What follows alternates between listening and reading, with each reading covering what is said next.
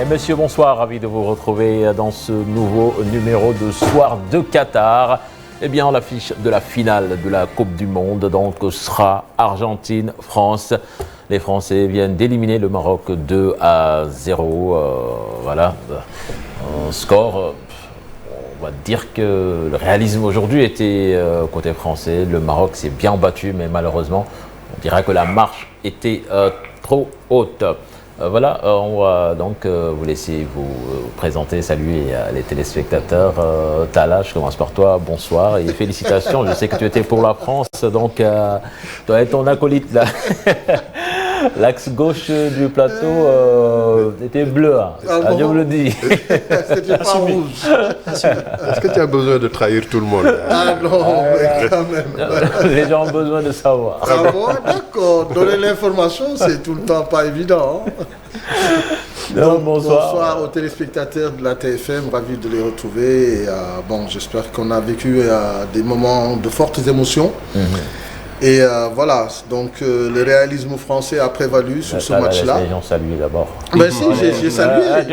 Tu es dans l'analyse. De développer. Tu es dans l'analyse. Il est content, il est content. Voilà, c'est ça. Et l'autre aussi, je l'ai vu jubiler quand Hernandez a mis le but là. À ce point. Moustapha Mangeni. Bonsoir Sertigan, bonsoir Nantala, bonsoir Doyen Hassan, bonsoir et Babacar aussi. Babacar, bonsoir. Bonsoir. maa ngi nuyu ñëpp di nuyu Père Hassan et puis Grand Talla. Voilà. Et les téléspectateurs. Ben ma nuyu téléspectateurs yi nuyu ñëpp et puis wax leen ne Qatar gagné na Coupe du Monde après suñu développé ma wax leen lu tax. Inch'Allah. Bon yow la ñuy commencer nag parce que bi ñuy def avant match bi je pense que joxe woon nga fi ay prédictions yoo xam ne ça s'est avéré vraiment d'une justesse incroyable. waxoon nga ni changement joueurs yi nga xamee ni coach Maroc bi dugal na leen gëmoo ñu jeexal première mi-temps bi kenn ki jeexalu ko keneen ki dellu siwul je pense que quelque part aussi ça conditionné le match des Marocains. waaw mais loolu sax normalement Cheikh Babacar moo ci war a gën a mun a wax je pense que aussi bien Saïs que Mazraoui benn moment ils ont manqué de professionnalisme parce que am na yenn blessure ci diggante bi su la dalee amuloo possibilité dellu si ci groupe bi ba jauger sa bopp ba tester sa bopp ba démb li may suivre ñooñu parewuñu pour jouer. mais Talla mi ngi ko doon wax sànq ne Saïs même buñ koy génnee match bi passé bëggul woon abandonner ay coéquipiers. il était déjà blessé. waaw mais xam nga football bi yegg na fa bu njëkk nga daan gaañu. Brave Beckenbauer damm takk sa loxo continuer football boobu football mayoon na ko fii ba ñuy nekk xale ay coup de pied bu rëx wala tànk bu rëx amul ku mu mos a tere football mais tey sa bopp sa bët bi suuf am na ci nga dem xaar parce que suba am na carrière yi gudd na lii ñëw bëri na donc man ci foofu rek teguma ko fenn foofu laa sukkandiku ma ne attention est-ce que loolu wóor na donc li ñu wax yëpp dama ne naka la yan tànk la ñuy am pour taxaw bon tu me diras que un peu l'histoire mais je pense que les fautes xam naa tamit euphorie dëkk bi fa mu nekk Maroc nangam coow li bëri na buur bi bokk na ci àdduna gis ñeneen ku nekk na bëgg naa ci bokk loolu c'est complètement manqué de professionnalisme boo sentir benn point nga hop gars yi dem leen góorgóorlu leen man ma xaar final et Regragui yi soo koy jugé malgré liggéey bu mu rafet yëpp def na faute professionnelle dëggantaan parce que loolu bëgg joueur ak nangam tout de suite ak Talla wax nañ ko Deschamps mais ce matin ñoom Rabiot coup de froid dara jotu leen gaaw ñu cheville gaaw ñu articulation nga xaw a grippé yeewu tey ñu ne non c'est bon coach pare nañ suñ la doppee sax dóor la infiltration nga taxaw mais Deschamps ne du ma def loolu parce que am na leneen luy ñëw donc à 100% wala bokkuloo donc benn moment encore ci li ñuy jàng ci liy tax ñu mun ñu ne africain ndànk je suis désolé mais Regragui fauté na dëgg. mooy li Senghor doon wax rek l'émotion est née, la raison est laide. C'est-à-dire que Deschamps xaar na ba après sieste. pour prendre sa décision sur Rabiot qui n'avait qu'un état grippal. te gis nga boo gënee pousser affaire bi sax dans le match bi ñu déparé ba France nangu déglu leen ñu bàyyi leen bal bi ñoom ñëpp ils se sont sentis avoir des plumes pour voler plus haut sur le premier but le défenseur fan ngay intercepter ji bal boo xam ne dara wóoru la ëmbal sa waa ji loolu lañ lay jàngati football défendre sa but nga génn jaayu ba daanu ba nangam donc ils ont manqué vraiment du humilité xam nga nu mu loolu nu muy tudd ci football mais daal. Oui, mais aussi, ils ont manqué aussi de chance. Par exemple, dañuy wax la chance du champion. Je pense que loolu moom moo toppoon France tey. Parce que seen but yi à chaque fois gis nañu ni mu demee. C'est vrai que c'est des actions bien menées. Mais après il y a le coup de chance. cher bi France mënagul gagné. ñun ñi xaw a nekk France jooy boobu yàgg nañ ko dégg. ñoo joué 90 minutes. Thierry Laurent yuuxu on a dominé le match loolu sax laay jaw yàgg na ko Sénégal. waaw lu ne ñoo ko def. arbitre moo def non benn moment da ngay ñor la France elle a mûri. À un moment même mais regarde à un moment ils sont même désagréables à regarder. Non, mais c'était le champion du monde en titre aussi. Mais quand ils étaient champions du monde, c'est ce que les gens leur reprochaient. Un football moribond où il y avait aucun génie dans cette équipe. ba démb nit laaj na ndax su Deschamps gagné dafa war a continuer kooku ne su gagné am na honneur yëpp Christophe Dugarry pour le nommer mais su gagné na bàyyi on a besoin d'avoir un autre football. Parce que vraiment. On gagne, mais voilà, bon.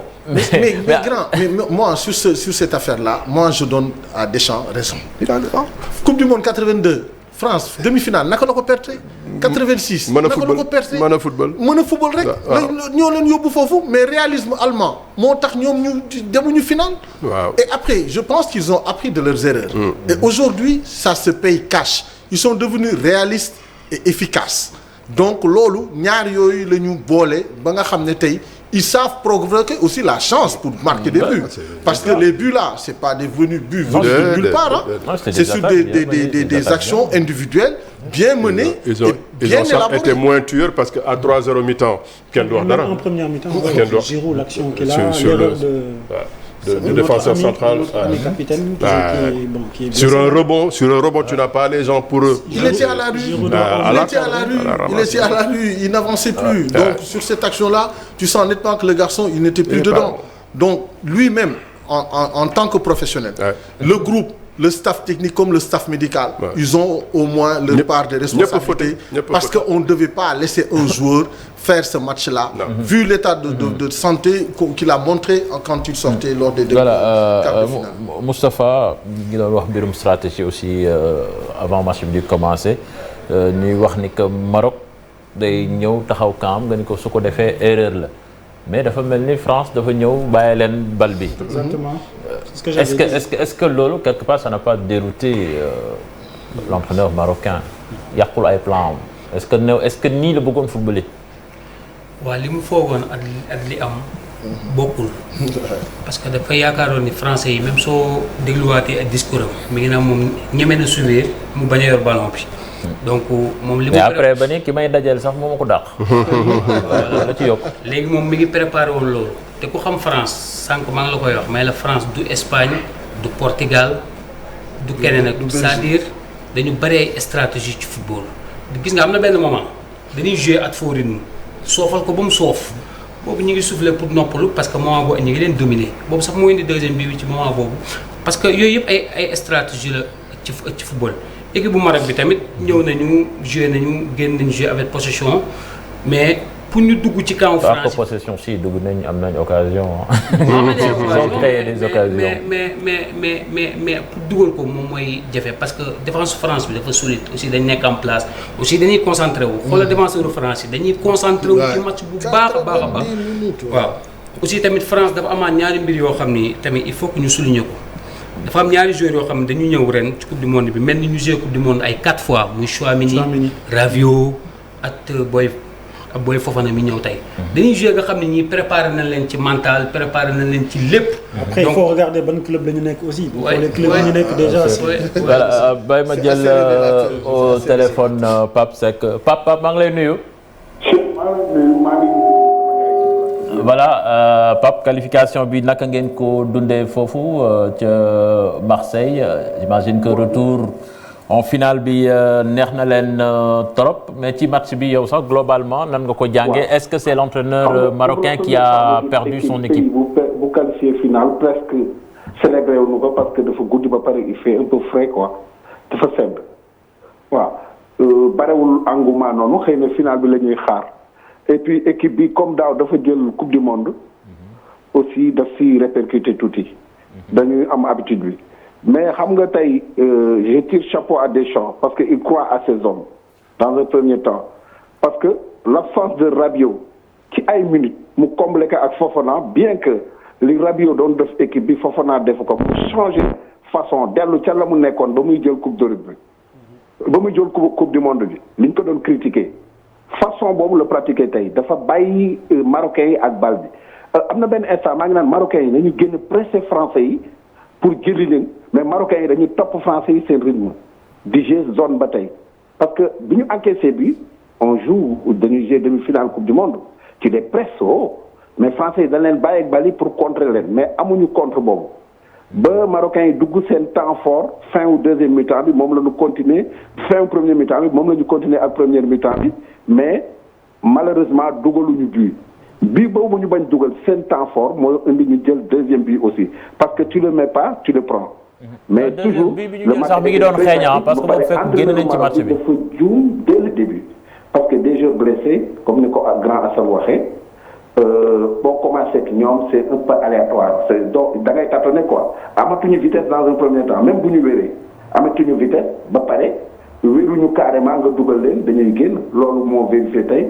Il était trop sûr aussi pour faire plaisir à ses hommes de base loolu tax mu def loolu mais ça suffisait pas quoi mais nag man bu amee laa am encore une fois parce que France laa faraloon parce que je vis en France mais ba tey dama amoon xaw bëggoon naa Maroc dugal benn bi pour Afrique je suis africain j'étais un peu sur les deux trucs quoi mais ba tey Afrique nañu croire seen bopp xam ni coupe du monde bi mën na ñëw Afrique boo gisee tey prestation Maroc avec nag de grands dirigeants ak staff technique yu gën élevé wu quoi pour ñuy mën rectifier yenn lacunes yi. Il y avait la place parce que européens yi li ñu rawee problème staff technique la.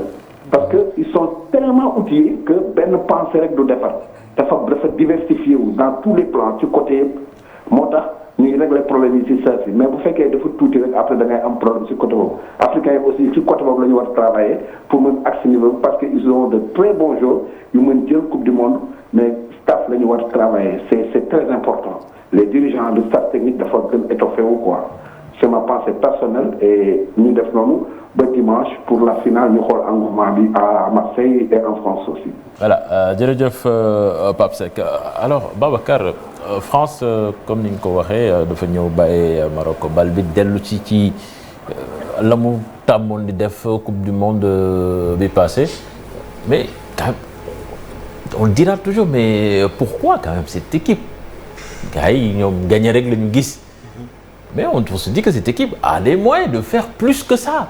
Oui. Parce que tey jii match bi amul benn moment à part peut-être bi ñu mënee 2-0 la ñu jàpp ne France ngi contrôler match bi mais à tout moment ils étaient sur un fil quand même. Je pense que équipe bu France bi dañoo respecté Marocains yi tey trop parce que boo xoolee Maroc équipe yi mu joué gagné leen loolu moo tax man je pense que dès le départ Deschamps déjà tactique bi mu def déjà par rapport ak match yi mu joué depuis le début de la coupe du monde on voit nettement que tey dafa ñëw ak yokk défense am gën a renforcer tactique am au niveau défensif. avec deux pivots donc man xalaatoon naa ne avant match bi buy ñëw day xaar Marocains yi pour xool d'abord. mais man li ma gën a jaaxal ci France bi mooy depuis le début de cette coupe du monde ils ont un réalisme qui est déroutant. c'est-à-dire que même si seen temps faible duñu jël but si seen temps fort dañuy am toujours réussite bon voilà je sais pas comment l'expliquer xëy na équipe bi moo nekk ci benn plénitude boo xamante ne loolu xëy na tamit liggéey la au niveau du staff bon xëy na aussi seen individualité ñoo baax aussi moo tax. mais boo xoolee colonne vertébrale équipe de France bi. am na ci ñoo xam ne depuis 2018. ñu ngi ci équipe bi te ñoo gagné coupe du monde 2018. kii di Lloris. kii di Varane. kii di Griezmann. kii di Giroud. kii di Mbappé. ñoom ñëpp ñu ngi ci équipe bi depuis 2018. et quand tu les entends parler le discours qu'ils tiennent. dans le groupe. mooy que on va pas s'enflammer. et à chaque fois que mu am ku bees ku ñëw dinañ la recadrer xamal la l'objectif lan la. comment se tenir comment se comporter c'est-à-dire que à chaque fois que besoin se fait sentir dinañu rééquilibrer ku nekk xamal la li nga war a def les devoirs les tâches sur le terrain ñoom nee nañ soxlawul Deschamps di leen wax dara ñoom ils peuvent servir de relais à chaque fois dans le discours le replacement qu'est-ce qu'il faut faire le dos rond et ça c'est important pour un groupe une ossature qui est là et chacun se parle. Et le résultat est là. Donc ça se voit. Après, quand on parle de jeu, c'est ça ma question. C'est sûr qu'ils peuvent faire plus.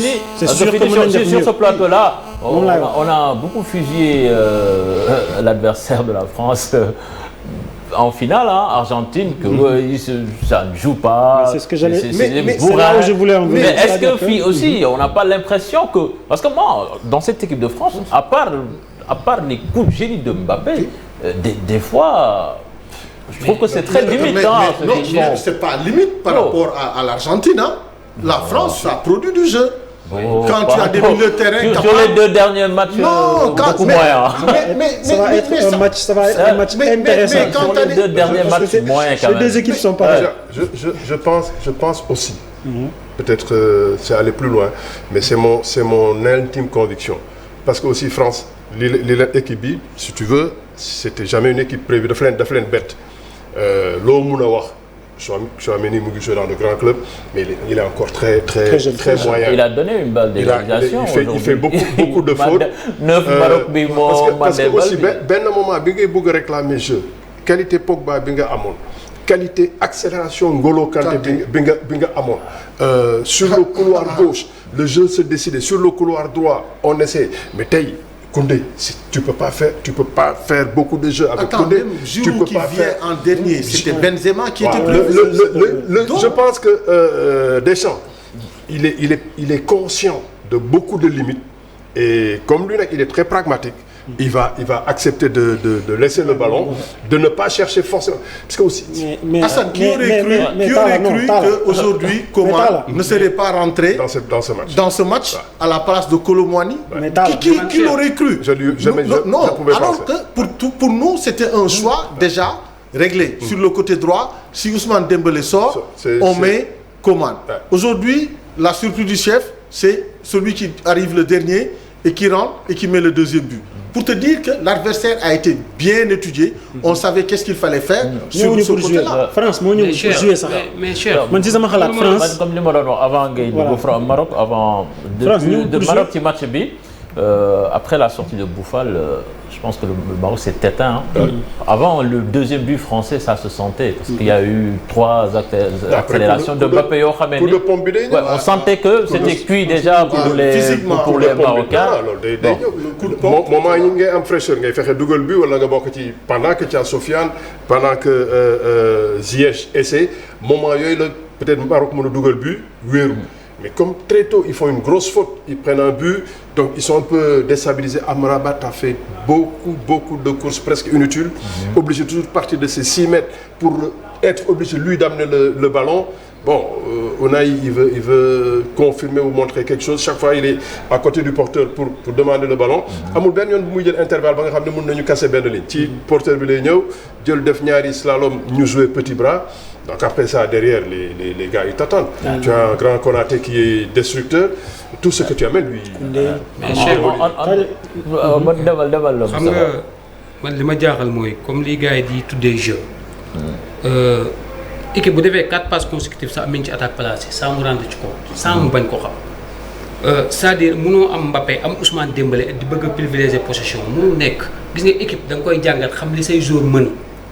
France noonu lay jouer benn passe ñaari passe ñu yegg say camp dugal le but c'est-à-dire boobu moo gën a efficace dama lay jox yow yaay xoolal sa bopp xoolal championnat yëpp xoolal Ligue des champions yëpp équipe yi ëpp organisation défensive ak transition rapide ñoom ñooy ëpp chance pour gagner tous les coupes yëpp xool ko ci Real Madrid bi muy teglee coupe yi xool ko ci coupe du monde bi passé France Manchester City mi ñuy wax ni sa équipe joueuse Manchester City bu dugalee 100 bi 80 bi yëpp daf koy këf ci 30 mètres ci adversaire bi dugal ko. Donc loolu dafa am solo football bi du rek jël bal bi passante ko def ay. football bi sax léegi. mais non xam nga aussi non attends Moustapha kenn waxu la équipe bi da ngay jël bal bi tiki taka di passante ak yooyu. moi je te parle de contrôler le match. diriger un match. Contrôler match. France tey dafa ñëw ñëwul pour diriger match bi dafa ñëw pour bàyyi Maroc jeu bi ne ko diriger mais man su ma jëlee bal bi dinaa la jéem a dugal. waaw mais loolu c'est-à-dire que aujourd'hui France boo xoolee coupe du monde bi ak Euro bi. ak coupe du monde bii nii 2018 ak Euro bi ak coupe du monde bii ñu nekk ñetti façon la jouer. waaye man je trouve que sax. gënoon nañ défensif en 2018. Euro bi avec Benzema ils ont essayé de jouer ils ont par moment très bien joué mais bon voilà gis nañu résultat yi man xam naa ne dañoo privilégier encore efficacité bi au niveau défensif. d'abord organisation bi mais poser le jeu xaaral ma expliquer la rek poser le jeu ci kaw. c'est-à-dire dans les 30 derniers mètres de l'équipe marocaine di passante di def nii français yi mën nañ ko ah. waaw mën nañ ko de. non te puis xam nga lu tax ma lay wax xam nga lu tax ma lay wax wax def. xam nga moo waral loolu. xam nga lépp loo gis dafa am lu ko waral. Talla mi ngi koy wax sànq. munoo am ay joueurs yoo xam ne 30 mètres mën nañ ko daw dugal but bi ngay privilégier possession. football da lay wax ne la chaque perte de balle y a une transition boobu nag ci la français yi gën a focaliser wu. boobu dafay fekk adversaire bu désorganisé na. mais dañ ko décider tey ñoom ñoo ko décider tey Moustapha mais football léegi stratégie la. tey transition yooyu ngay wax tey jii gisoo ko ci butu français ah. yàlla Mbappé butu Colomani bi mais dafa dugg ci surface bi dafa teggi parce que dañoo attaque placé la mu dévier ñu joxaat ko mu teggi benn jour ñaar te fu xat la ça veut dire que. newul da nga yor ay joueurs yu gaaw rek. léegi avant passe qui doit privilégier. non les transitions équipe bu footballul moom du gagné. dama ne yéen comme li ngeen di wax ci football benn ñaar ñett dama ne équipe bu defee ñetti passe dugal. pourtant man waxuma loolu. non loolu jeu la. Cheikh loolu jeu la de. mais on est dans le jeu. loolu jeu la de loolu jeu la de. xam nga jeu dafa bari perception boo ci mën a am est-ce que le jeu dans la possession ou le jeu parce que tu joues en défense de zone. et maintenant les phases offensives mais naka nga koy dérouler parce que loolu schéma la boo xam ne da nga naan lii laay def bu may attaquer adversaire bi ñun nii la ñuy défendre sur le but le premier but français mais passe la une longue passe le défenseur moom moo naagu ne daf koy couper di tacler il rate son anticipation bu kase ñaari ligne mu kase ligne yu bare donc il joue dans la verticalité xam nañ ne aspiré nañ leen boobu ba ñu dugg si ci zone tubaab bi et là il s'était dégarni l'équipe s'était dégarnie donc ils ont fait une passe qui a cassé au moins 2 à 3 lignes et le gars il va dans la profondeur football moderne bi ah jéemale maîtriser ñaar yi jeu vertical ak jeu horizontal jeex na. oui mais football ça n'a pas changé mais football c'est tout dafay am ay variantes changé wul c'est le football qui évolue. xam nga Moustapha xam nga ne ñi ngi ci plateau bi depuis un mois am na match Argentine yoo xam ni def nga ko fi et tu me disais que nii li ñuy def nii du football. comme ni ñuy footballé nii tu n'étais pas d'accord avec cette stratégie. tu me disais que cette équipe ne propose rien du tout. alors que équipe la boo xamee ni lu ci ëpp da doon xaar. di bu waa ji ñëwee génn mu attaqué ko. mais ñoo xaw a niroo ni ñuy joué. ku nekk avec des individualités ci seen individualité yi la ñuy gën a xalaat dans le dernier tiers. ne bu ñu yeggee ba foofu ñu def la différence. Argentine moom mais ça paye. Argentine xam nga lu muy def. Argentine dañuy defar seen organisation défensive bu mu mat s'il faut 7 joueurs 8 joueurs ñu def. après il laisse Messi et Alvarez. moo tax mel na tey à quel genre de match on peut s'attendre suñu fekkee France xar kanam bi mu wone tey jii moom lay wone contre Argentine. Argentine tamit respecter li mu wone ci coupe du monde. non pour man la France sera obligée de jouer. mais su ni mooy gën a gaaw sax. xanaa xam nga ne bi ñu tegee ci mondial loolu la ko France def. xoolal penalty Mbappé bi. dañ leen a bàyyi ñu jouer ñu aspirer leen ba ci ligne médiane bi ñu récupérer ballon bi def benn pressing dóora ko Mbappé daw na 25 mètres. waaw def ci loolu du leen dalal loolu du amaat c'est plus la même loolu moom non Argentine bi France du changé. Argentine bi France moom Babacar France moom nii lay jouer. non mais Argentine bi tamit noonu lay jouer. France dañu bare façon yu ñuy jouer. nii lay jouer non mais je li mooy match calcul dëgg. waaw mais match calcul xam nga match bu nekk ak fi ngay toll ci niveau. tey demi-finale la woon. le Maroc était sur une bonne phase. Vraiment une bonne dynamique. ba tax gagné ay équipe européenne yu bare tiital ñëpp. donc tey da nga koy contrôler. jox ko xam ne bàyyi leen respecter leen et le discours de Deschamps c'était tout le temps ça. excès de confiance la ci doon bañ. wala ñu sous-estimer l'adversaire en se disant on oublie tout. on se projette déjà sur la finale. et ce qu'il ne fallait pas faire. Ils ont été concentrés comme tu le disais. Sur chaque action, tu sentais que il y avait une défense qui était là, solide et teigneuse. Et à partir de ce moment, mais man gis nga défense bu muy wax sax man moom looloo tax ma leen di laaj moi je trouve que la France joue trop bas. ma jàpp parce que tey jii. il y a une action boo xamee ni. on n'en parle pas. mais dans ce match-là beaucoup disent que le Maroc a eu un penalty. te loolu moom moo ko andi te c'est la même chose noonu la Saka amee woon penalty foofu. parce que aussi Théo Hernandez il fait beaucoup d'erreurs. Lui c'est lui en défense c'est lui le maillon faible en termes d'esprit de défenseur. il est plus projeté sur loolu la ko magam mëne woon. moo tax mag gi nekkoon premier choix. waaw non déjà du waxtaan ci loolu kay ñàkk pexe moo tax moo ñëw comme li ma mun a wax rek déjà dafa adapté wu ba sës maintenant donc comme tu dis tey par exemple français yi li ñu andi mooy un peu maturité bàyyi marocains yi jox leen tuuti euphorie si tu fais attention presque bal yëpp dañ leen di andi ba ci milieu bi Unai Noos jox Amrabat ñu passe verticale ci digg bi. gars yi ne leen këpp rek ñaar ñëw rek jël ko su ko sax Tchouaméni sax a été moins tranchant. souvent jël na ko dans ses relances su ko jëlee dans la première passe. su verticale rek Mbappé gagne leen mais il a toujours voulu garder la balle ainsi donc ils les ont amenés un peu dans ce qu'ils voulaient. Ce qui est capable de faire Rabiot de jouer rapidement. dans une passe pour casser des lignes. Peut-être que man li may laaj nii c'est ça la réponse parce qu'il y avait pas Rabiot aujourd'hui parce que France malgré li mu teg piston bi nu mu tuddati ces flèches là ils n'ont pas eu ces contres qui tuent aujourd'hui am na benn instant tu disais toi-même que Dembélé est-ce que warul génn parce que il ne faisait que défendre aujourd'hui il a eu une action pendant tout le match Dembélé non parce que il n'a fait que défendre durant tout le match et c'est man gis nga contre Argentine lu tax ma ne il faut que France joue Argentine bi ma gis depuis le début de la coupe du monde ñëwuñu ci coupe du monde bi pour jéem a jouer dañuy récupérer ils ne font que récupérer et donner à Messi. Argentine loolu rek lay def. mais nag une finale ça se gagne aussi quelle que soit la stratégie que tu puisses mettre en place. Ça se joue plus le problème c'est qu'ils ont une individualité boo xam ne capable à tout moment de faire la différence. c'est-à-dire que boo ko bàyyiwul dina ko lijjanti. parce que ce Messi là qu'on a vu kii dafa defaru ba ñëw et il lui faut cette coupe te tubaab bi ils veulent marquer l'histoire ils veulent au moins parce que rare nga mës a gis équipe bu dem finale ñëwaat c'est le Brésil qui l'a fait une fois je pense donc mais xam nga fuy doon seen problème les deux matchs yi jaar que ce soit l'Angleterre que ce soit le Maroc Mbappé a eu des clients très sérieux. Il a eu des clients très sérieux et même lui sax il a été un peu anonyme sauf vers la fin quand on lui a laissé l'espace. Mais à chaque fois il a ce coup de rein qui fait la différence. Si ou bien sax même benn accélération de 40-50 mètres sur son duel avec Amrabat il a manqué de feeling. Tu reviens pas da ngay double accélération comme soo duggee waa ji jël la donc contre Argentine c'est sûr que maintenant il peut être plus à l'aise et tu parles de Ousmane Dembélé jusqu'à présent il fait un mondial très moyen.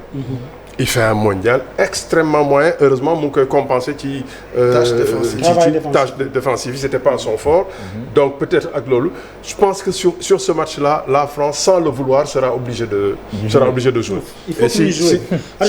L'Argentine ne bouge pas. L'Argentine que je connais ils vont soit jouer moo tax muy dugal ay buts yi. maintenant non je veux dire déjà il fait quoi s'il récupère. Quand je dis jeu waxuma loolu de waxuma mais c'est-à-dire que il faut que ñu am possession dans les 30-40 derniers mètres attaque placée passante jéem a trouver solution te France soxla ci possession ci 30 derniers mètres Argentine bii nii ils vont se mettre à 8 derrière tu vas voir li ma la wax waaw d'accord noonu la ñuy jouer Argentine xam la la bëgg a wax gis nga tey boo amee ay joueurs yu mën a daw jarul ngay privilégier possession bu bari tant que yaa ngi koy privilégié yaa ngi may défense adversaire bi muy organiser. mais li la Babacar di wax daf la bëgg a wax ni que peut-être que ñooñu duñ leen mayee fu ñu dawee à moins que mu demee comme tey à la 5e minute nga mënee 1-0. mais ñoom ils vont te mettre ay rideaux yoo xam ne ni duñ la may. de toute façon même tey je pense que Maroc su teelul woon jël but progressivement match bi mën na changer physionomie ba France nekk ci situation bu mel noonu. c'est ça. Parce que le football qui est comme ça. Situation mel noonu France nekk na ko contre Tunisie.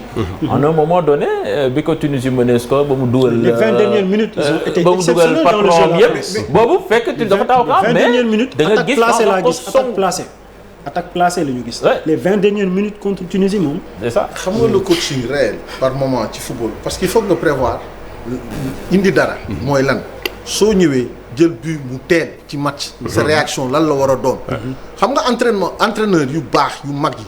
dañ la naan léeg-léeg sax ngay nekk ci entraînement ñu jékki-jékki def le 10 contre 11. xool suñu réaction. parce que final lépp nga war a mën a sóoraale. mën nga jël but d'entrée de jeu à 5 minutes. nga jël but. Qu'est-ce qu'il faut faire? Est-ce qu'il faut continuer à jouer de la même façon ou il faut replacer les gens? Ban choix la ñuy def ak boo ko jëlee ci deuxième à la fin de la première mi-temps. Quelle est la stratégie à adopter? Tous les cas de figure da nga ko war a mën a étudier. C'est-à-dire que pour man tey Maroc. waroon nañu xalaat ne mën nañu. sóor ne war nañ mën a jël bu teel. lan la ñu war a def et puis le choix des hommes ñi nga xam ne mooy li nga doon wax. Amala il remplace Saïs. Et il le ressort. Il le ressort pour mettre un attaquant. Non, mais il faut jouer tout pour l'attaque. Il veut pas sortir Ounahi. Il fait une faute au mauvais moment. loolu yëpp war nga ko mën a sóor. lan nga war a mën a def. Qu'est-ce que j'ai comme profil de joueur sur le banc. Sachant qu'à un moment donné. Quelle que soit l'issue du match, la France allait faire le dos rond. dinañ leen xaar je pense ne leen jouer leen. daal sax boo seetloo sax xëy na am na loo seetluwul équipe Maroc bi tey amul benn bloc dañuy gérer noonu rek. bi espace xoolal français yi xoolal bu ñu pertee bal bi français xoolal bu ñu pertee bal bi. mais loolu dafa am solo bàyyi leen ñu dem. gis nga nag wuy ma à part possession bi ngay wax noonu. yooyu mooy loolu mooy moo gën a am solo ci football. léegi nag organisation défensive contre Argentine da ngay defee bloc ci boo pertee bal bi bloc médian wala bas wala haute ngay def. loolu bataille tactique la amoon na désencombrement tey non Maroc dafa désencombré milieu bi. mais aussi Moustapha à chaque fois suñu lay wax possession fii c'est pas pour nga yor bal bi. c'est pas possession comme Espagne possession boobu moom taxul ñu naan possession. jeu pour bëgg a jouer nii ay 80% de possession après ñu gagné la. loolu amul objectif. amul objectif non attends le Barça a dominé le monde du football. kañ la woon non ça veut dire que non mais dañoo amoon ay joueurs. waaw capable de il suffit nga am joueurs yu ko mën. formé pour ça. moi je pense qu'ils avaient une équipe trop jeune. mais kii nu mu tuddati Cheikh boo amee ay joueurs yu mën a def. possession te amoo ay joueurs yu mën a yóbbu bal bi ci 30 derniers mètres mais amul sens. parce que c'est que il faut que mu ñii mën lii ñii mën lii. mais xam nga li ñuy wax man je pense que parfois on se résume trop à des détails yoo xam ne parce que football soit da ngay xam naka ngay défendre sur ak boo perte ballon ak naka ngay attaquer et c'est pas compliqué. France nag ils ont été traîtres. 38%. Non, pour jouer. Man dès que j'ai vu déjà j'ai vu le 11. Bi soriwul taw la bu Argentine bi démb. Attends, tu mets Fofana, Tchouaméni mais tout ça, mais ça a été bien réfléchi. Tu leur laisses le ballon et ils vont s'enflammer, ils vont faire des trucs yoo xam ne ils vont se découvrir. Mais premier but bi ñuy jël lan lañ ko jëlee. On leur a laissé le ballon. Venez, ñu ñëw ba ci seen zone, gars yi cassé benn balle mu dem. Mais sauf que des fois tu joues avec le feu parce que la France n'a pas été impériale. Non. Et puis c'est depuis le début de la Coupe du Monde. La France a eu beaucoup de temps faible. Bal si poto Yoris mu génne ji ko, bal ci ligne Koundé génne ji ko, tout ça à 1-0. Tu peux toujours prendre un but. À un moment, l'attaquant marocain, le remplaçant qui que je connais bien, qui jouait en Chine. Jouait en Chine. Babacar kooku kuy sax moo ko tey. Oh non. Tuuti bu amee vice tuuti rek, lui il peut mettre la France en difficulté. Mais bon, il manque quand même il manque du monde. am na lu Père Assane wax sànq bàyyi ci xel bu baax mi ngi naan équipe bu France bu ñu pertee bal bi gis nga ni ñuy def au niveau du milieu dafa am solo gis nga football yooyu c'est des détails yoo xam ne moom ngay jël pour récupérer bal bi pour def li nga bëgg a def France pressing stratégie la ñuy def dugal la ci bloc boobu boo fa duggee soit mi ni moom mooy stataire bi moom mooy joxe signal bi ñu récupérer ballon bi dóor ko ci ñoom Mbappé loolu mooy stratégie football fi mu ne nii Cheikh. mais soo mënul pressing mënoo def bloc même.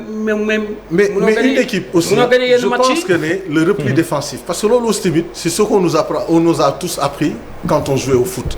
C'est-à-dire que quand tu perds le ballon c'est quoi la stratégie le repli défensif.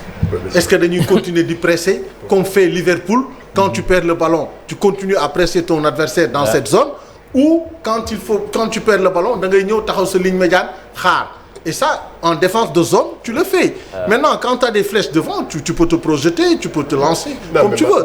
Mais ça, c'est fort le match du football. C'était que ça. Maroc, jusqu'à aujourd'hui. C'est pour ça que j'étais un peu...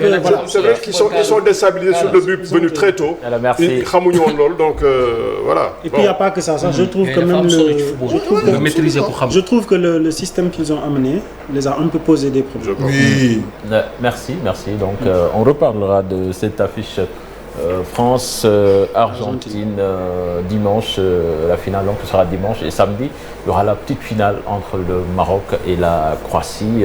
Donc il y a une troisième place mondiale à aller chercher pour le Maroc. Donc le tournoi n'est pas encore fini et nous ne cracherons pas sur cette troisième place. Tout à fait. Voilà. Ça mérite d'être gagné parce que c'est le podium. C'est une troisième place mondiale quand même. Sur le podium. Merci les amis. Donc on se retrouve samedi, Inch'Allah. Excellent suite des programmes en compagnie de la télé Futur Média. Au revoir.